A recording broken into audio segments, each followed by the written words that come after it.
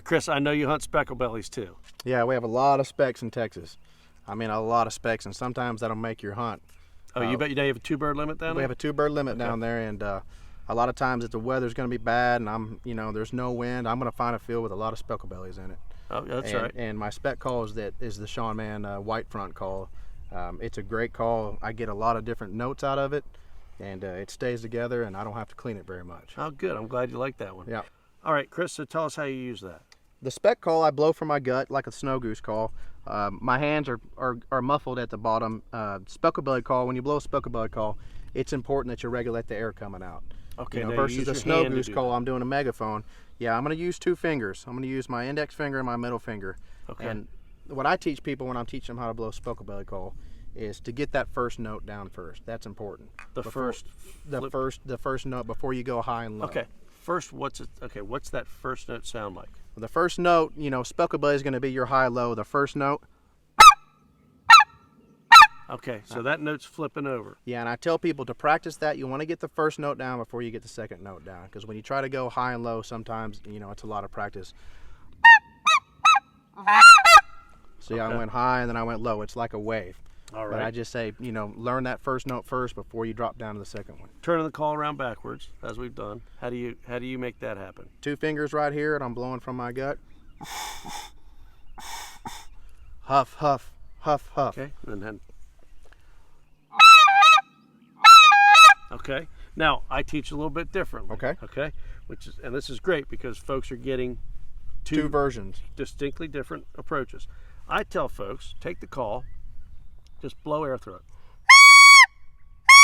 Okay. Take this hand, and as you're blowing air through it, close this hand. So there's going to be a point where it goes from just. When you find that point where it flips over, that's kind of the first note that you're doing, right? So I'm trying to get them to get the memory of where the the air regulation, or the back pressure, as some people call it, will give that flipped over note. Okay. That first note, as you were calling it. That makes sense. Okay. And then, additionally, the one little difference is, again, I use my tongue. So if I turn the call around backwards, so it's instead of. Yeah. Okay. But same result. And it might be, Sean's method might be easier to teach than mine. Mine's, from the stomach, and yours is with the tongue, so you can hear it a lot better when you blow through your call backwards. And the reason I really like this approach is some people are going to get it your way, some will get it my way. Sure. Okay. So you've gotten the first note. Take us from there. Well, I'll do the first note a couple times, and then I'll string it along. So on my wave, I'll go high, low, then I'll go high, low, low, low, high, low, low, low. Okay, let's hear that. And that's tricky to do. That's why it's so important to learn that first note, and then you can build from there. So I just drug that that second note. I just drug it on and on and on. 1, 2, 3, 4, 5. Yeah, 1, 2, 3, 4, 5. Okay, gotcha. And that is the that's the heart of your spec call right there. Right, it is. Yeah. It is. How do you do it? Well, same result, different starting point. I'm just the only difference really is using the tongue. Okay. And I don't do the 5 series. I'll start geese with.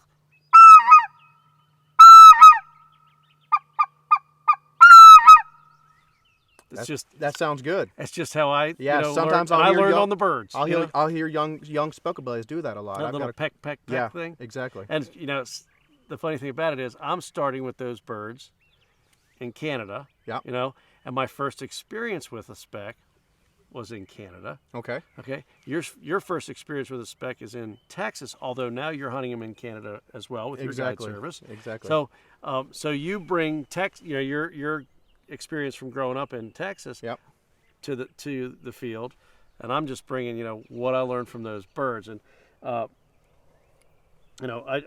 hear that young bird that kind of it almost sounds like a rooster to me. Yeah, and I've heard them do that a lot of times. Yeah, I've got a call similar to that, which is basically like I think it's like a juvenile SpeckleBelly, and it's a high and a low, but the high is real long like you do. Oh, that's cool. Yeah. That's cool. How do you do that? kind of a different. I just stretch it out. I just stretch on my wave. I just stretch the high part out, for a couple seconds, and I drop down into my low. Okay. But I'm blowing the polycarb, and you're blowing the acrylic, and they've got two distinct sounds. Yeah, to them. kind of the acrylic's a little pingier. Yep. A little pingier, kind of call a little sharper, I guess you'd say. Yep, it is clear. And I blow them both. I take them both to the field. And it's that lure in the tackle box approach. Some days they want to bite this. Some days they want to bite that. Yeah. So I'll.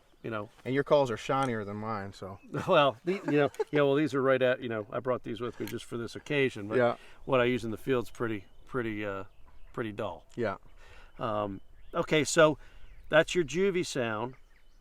Start off a flock of specks for me and get them to shooting range, if you would. Same principle as the snow geese. I'm going to try to pick a bird out, but I'd like to get those specklebellies excited. It seems like when specks are on the ground, they're excited. I'll make a little more noise and kind of elaborate, on the noise I'm making. And it seems like sometimes the more noise you make, you're starting to get those specklebellies coming in and maybe get a little maple leaf in. And so I'm a little noisier with my speck call. If I'm working a flock,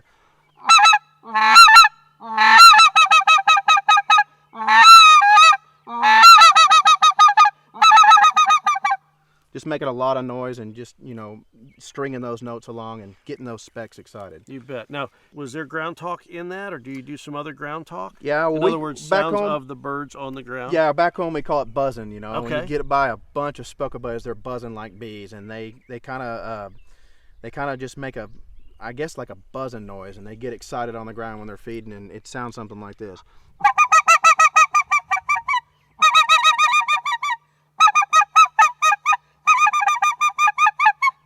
You'll hear them doing that a lot on the ground. Absolutely. And I'm sure you've heard them do it too. I do hear it a lot. And when I do that call, a lot of times it seems like your decoys, which are resembling specklebellies, are content, and the birds just coast on in sometimes. You bet. So Sean, tell me how you work a flock of specklebellies. All right, Chris.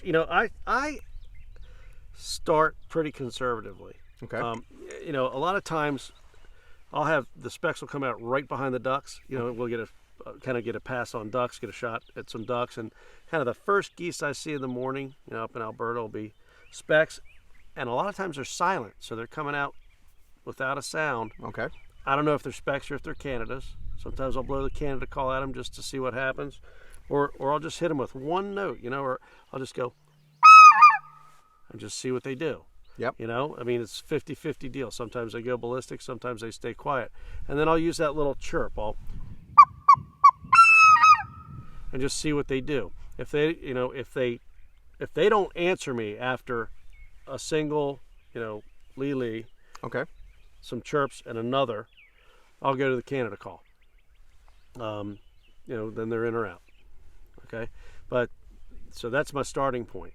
And then I like to call specks in almost a Marco Polo sort of thing. That game in the swimming pool that kids play. So. Almost just kind of the mockingbird approach. Okay. So, if I hear a speck or single bird or multiple birds, if I hear the single note, I'm going to answer it as close to that pitch as I can. If I hear, I'll go. So I'm going to try to do the mimicry approach with those birds. There are times when I'll go a little bit crazy, like if I see migrating birds, that are way up, I'll do, a lot more multiples and,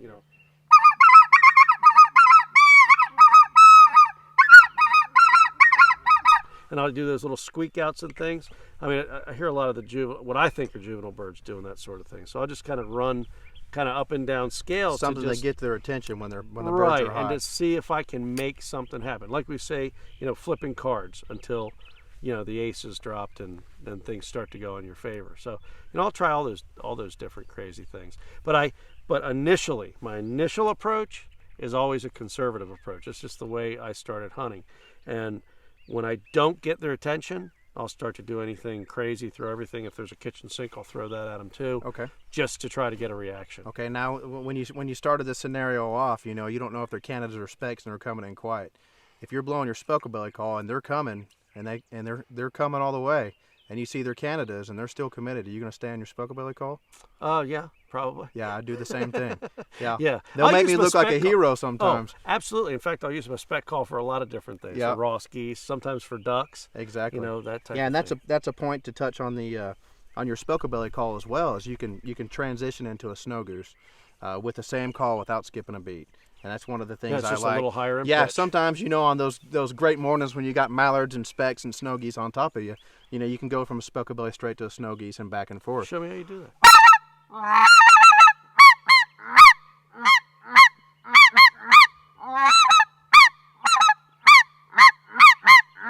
That's right. Yeah. You just keep it open and you're putting a Keep little it voice open, in yeah, it. and I'm trying to I'm just toning that snow goose call down a little bit because it's higher pitched. But you can call a snow goose, all day long with this call. Well, while we're talking about tricks, one of the things that I do quite a bit with the spec call is early season, our first white geese that we see in Alberta are Ross geese. Yep. And, sometimes they like the snow goose call and sometimes they don't. And as soon as I see that they don't like the snow goose call, I'll take the spec call and just make one chirp. So it's, which sounds a lot more like the Ross. It does. Than the snow, And I'll tell you, they seem to be, really, really easy to get with that kind of approach. I think those little white geese, the Ross, Yeah. Get beat up by the snow geese a little bit, and sometimes that probably snow right. goose call pushes them off, and Yeah. so it's a great little tool. And the moral of both of the stories we just told is, if it's not broken, don't fix it. If it is Exactly. working, you keep doing it. And the simple test for me is, if their bills are still pointed straight at us, Yeah. I'm not changing. That's true. So Chris, what do you do when you have specs, that are working toward you and they're looking good, but they sort of slide off? They're not going to make it in. They don't flare, but they just sort of ease off. Yeah, in Texas, a lot of times with the Specklebelly call, especially in January, the least calling you do is the better. Right. Earlier, more is more results, and then as the season goes on, you want nice, crisp notes, but those Specklebellies get really smart, and a lot of times it's better off just, giving her one or two notes and putting her down. I don't know how is it in Canada for you? It's the same it's the same there. The first birds we encounter, even in that 2-month period that we hunt, September and October, it seems like the first birds we encounter are pretty easy. And even though we're getting fresh birds all the time, a different speck rolls through town, and it's a less vocal bird, and it wants to hear less. But I really think that waterfowl across the continent are kind of forgiving to us. They let us chatter a lot to them at the beginning of the season because they chatter a lot.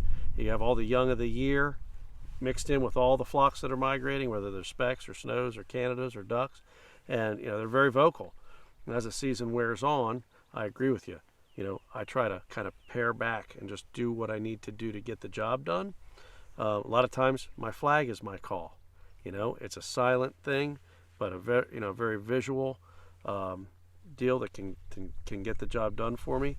And I just find myself always with a call in my hand, whether no matter what I'm hunting, with a call in my hand, ready to make just a soft note, just a enough. little confidence boost. Exactly, just to keep their bills pointed straight at us. Yeah.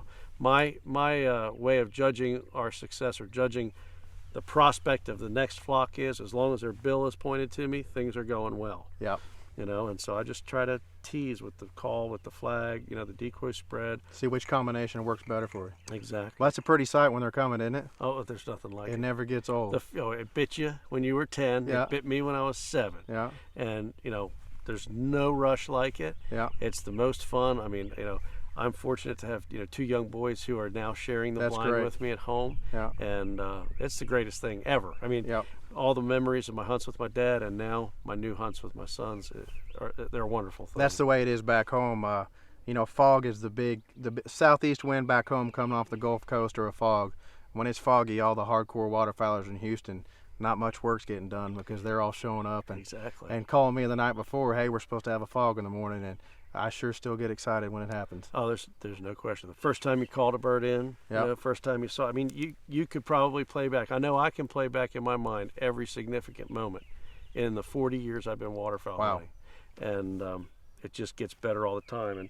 And I think that when folks get involved with the calls, get involved with flagging, become more part of the hunt, they get a lot more out of the hunt. That's true. That's true. Well, Chris, I really appreciate you coming up here to share your secrets with us. My pleasure, Sean. And I'm delighted to meet you. Okay. And wish you a lot of continued success. Yeah, and I appreciate your tips. I learned a lot today myself. Well, folks, you want to get in touch with Chris, you can get in touch through Frontline Waterfowl. FrontlineWaterfowl.com. And you know how to get in touch with us, www.seanman.com, 800-345-4539. There's a blue coming right over you.